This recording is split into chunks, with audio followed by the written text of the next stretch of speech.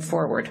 I want to thank some of them that came today. Justin Heap is here. He's the recorder of Maricopa County. I want to thank him for sharing some wisdom with me on what we can do to partner together. Also, State Representative John Gillette of the 30th District is here too, and I want to thank him for all of the information that he shared with me. Jennifer Wright is the former Assistant Arizona Attorney General for the Elections Unit, and she's here as well and shared her wisdom and work over the years to make sure that when people go to vote in an election that they can trust that that vote counted and that they had the chance to cast their support behind the candidate that they wanted to.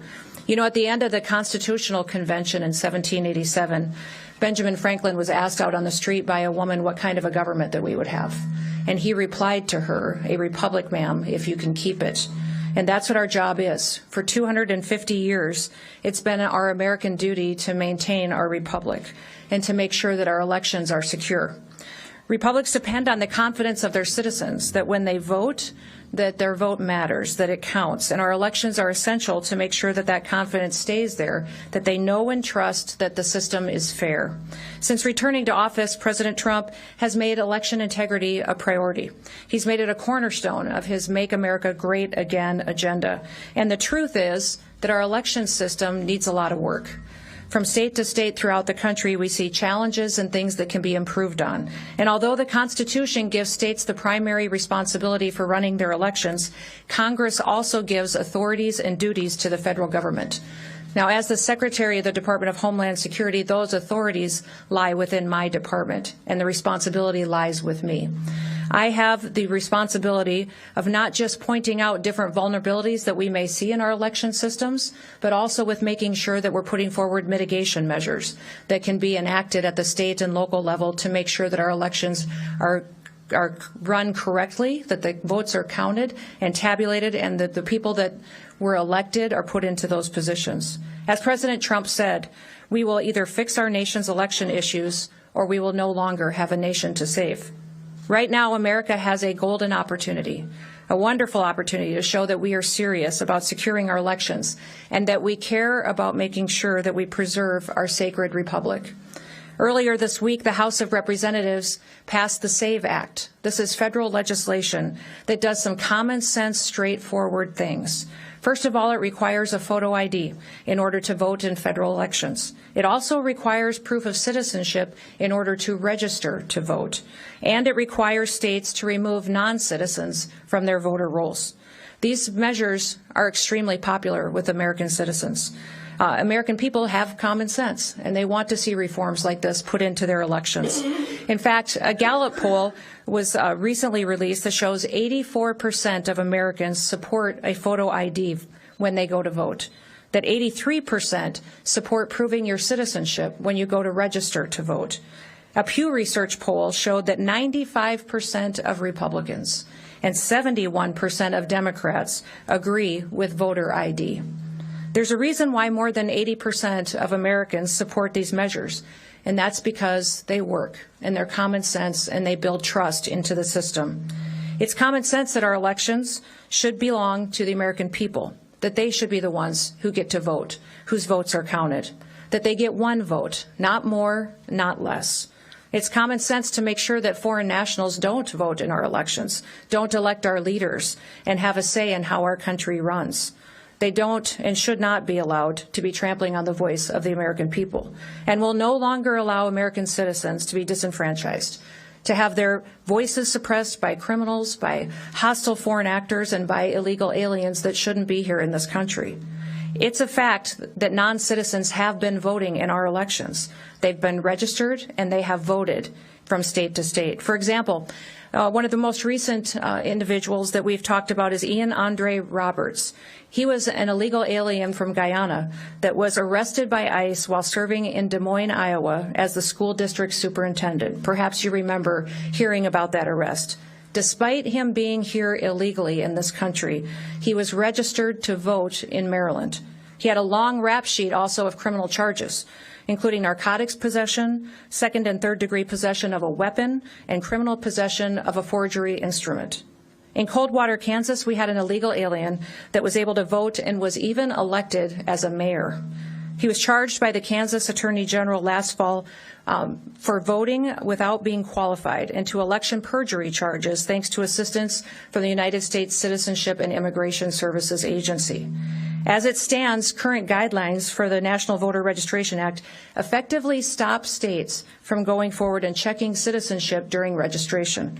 The Save America Act would fix this.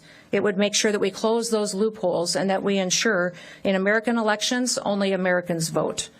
Critics assert that the Save America Act will somehow hurt American voters. That's just absurd and absolutely not true. One of the claims that they have made in criticizing this bill is that they say that newly married women would be disenfranchised because they've had a name change. Well, there's many women out there, including myself, who've been married and changed our names when we re-registered to vote. And likewise, the idea that this bill would make it impossible for U.S. service members to vote if they're deployed overseas, well, that's completely false as well. For all of those procedures that are in place today continue to stay that way after this act is passed and signed into law. They also say that this act requires voters to have a U.S. passport to register. That's not true. There's multiple options that are given to provide proof of citizenship, including military ID, government ID, photo ID with a proof of birth and location. In fact, if an individual has no documentation, they have the option of appearing at an election office and providing an affidavit stating that they are a citizen of this country. Now, another ridiculous conspiracy theory that we've heard is that the federal government will remove people from state voter rolls. Well, that's just simply not true. It's state and local election officials do the registration, and they maintain these lists going forward. We just help them do their job and make sure that they're doing it correctly. Each of the arguments that have been laid out to criticize this bill are baseless speculation from the radical left because they want illegal aliens to vote in our elections. They want to disenfranchise American citizens by telling them that their votes don't matter. There's only one reason that anyone would oppose this bill, and that's because they would want to cheat. They want illegal people and aliens in this country to be able to vote for them and to rob the United States citizens of their vote. And that's why they resist us at every single level when we're trying to deport people back to their home countries or stop them from committing crimes against the American people. That's why they do not support voter ID, proof of U.S. citizenship, or clean voter rolls. That's why the Save America Act is absolutely critical to our country's future. Because without secure elections, we lose what makes our country so great. And then when we lose that, we lose our country altogether. Almost 200 years ago in 1833, a Supreme Court Justice Joseph Story warned us with this. And he warned us this about illegal entry into our country. If aliens might be admitted indiscriminately to enjoy all of the rights of citizens at the will of a single state, the Union itself might be endangered by an influx of foreigners, hostile to its institutions, ignorant of its powers, and incapable of a due estimate of its privileges. There is no room in our election system for people that aren't Americans. There is no room in our election system for fraudsters and foreign influence. The Declaration of Independence said this simple, self-evident truth, that governments derive their just powers from the consent of the governed. Fair and secure elections are how we measure the consent of the governed, and they ensure that our American citizens' voices are heard. Our founders, at the time of the creation of this country, pledged their lives, their fortunes, and their sacred honor to defend our freedoms. In fact, the Continental Army went for years without being paid, and they braved through the brutal winter at Valley Forge as well. They did all of this because they wanted to ensure that their people, their families, and that their descendants could continue to live freely and could govern freely. If we don't uphold this bedrock principle of representative government, then our nation's choices will be decided by illegal aliens, by criminals, by foreign actors, and people that don't support America being the greatest country in the world. Our nation's choices, instead, if it were allowed to degrade our election system, would allow illegal aliens, criminals, and others to undermine our country. This kind of election security is something that the government owes to the American people, and it's something that we, the American people, owe to ourselves. We need to pass the Save America Act. We need to pass it today and sign it into law to ensure that the integrity of our election system stays in place for years to come. May God continue to bless this great state, the great people who are working to make sure that everybody's vote matters and that it counts. May God continue to bless the great United States of America. Thank you. With that, I will open it up to any questions that you may have. Yes. Arizona already requires proof for citizenship, and there have been repeated audits that have found that there is no widespread fraud happening in Arizona. Do you worry that emphasizing election security threats without evidence could undermine public confidence? And how do you ensure that messaging doesn't further any misinformation? We have a SAVE program that is available to the state of Arizona that the state of Arizona could ensure through their Secretary of State that every county has access to and allow them to go back in and verify those individuals that are on the voter rolls today to make sure they should be voting in the elections that come forward. That's what I would encourage the Secretary of State to do, and I'll be sending out mitigation measures that can help build promise back into that system to maintain the critical infrastructure that is our elections. Secretary, are you still in charge of the mass deportation campaign, or is Homeland? I'm still in charge of the Department of Homeland Security. That includes all 23 different agencies under our umbrella, including ICE and CBP, but also FEMA, TSA, Secret Service, the Coast Guard, many, many more. Secretary, now, yes, over here. Secretary, American just recently posted a video regarding the DOJ wanting more information on Arizona voters. What are your thoughts on this? I think that would be a wonderful opportunity for him to be transparent and to ensure and promise the people of Arizona that they can trust their elections and that when they show up on Election Day, they'll get to vote without problems or hassles, that they'll be prepared to make sure that vote counts and that the correct results are announced. Secretary, That's right here. I'll come to you next. You've offered a couple of examples from Kansas, Maryland, and Iowa and such. Can you offer us any good examples of this kind of fraud in Arizona? Oh, I'm sure there's many of them, but we want to make sure that we talked about several of them this morning at our roundtable that we had. We talked about individuals that may be registered to vote in this state but truly live in another state. I understand that you have mobile homes and boats on lakes that individuals may have as their voter registration address, but not necessarily that is where they live. They live in another state, such as California or on the East Coast. Those kind of situations are things that your county officials should be bringing forward and be asking your Secretary of State for the opportunity to take off the voter rolls if they shouldn't be there. Secretary, Yeah. Oh, right here. Sorry. why choose to do this press conference this way? Your agency is about to run out of funding. We were just here in Arizona last week at the border, and obviously you bused all of us to a secure facility, and I'm curious as to why choose to do this press conference this way on something that doesn't seem top secret.